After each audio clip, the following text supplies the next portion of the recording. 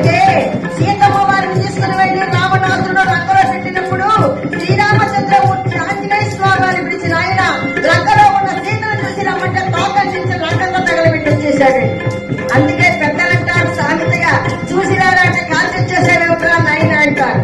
హర హర మహాదేవ శంభో శంకర అని చెప్పి రావణ బ్రహ్మ ఏం చేశాడండి, కైలాస పర్వతాన్ని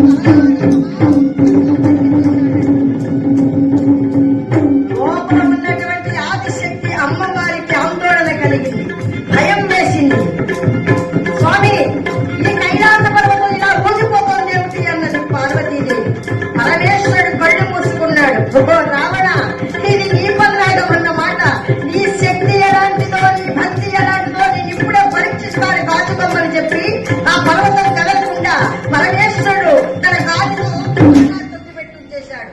ఆ పర్వతం కింద అప్పుడు అడిగిపోయిన మాదిరిగా అడిగిపోయిందండి రావణ బ్రహ్మ. అటు లోపలికి వెళ్ళలేడు, ఇటు బయటికి రాలేడు, ఊపిరాడకుండా ఉక్కిరి బిక్కిరైపోతున్నాడు. అప్పుడు భుజంగం ఆదిశక్తి అమ్మవారికి ఆందోళన కలిగి నాకెవరైతే భయోత్పత్తాలు కలిగజేశాడో వాడికి ఆ స్త్రీ వల్లే మరలకుండుగా గాలి శపించేసింది.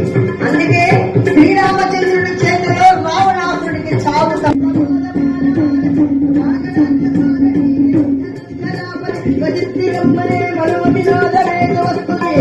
శంభో మహాదేవ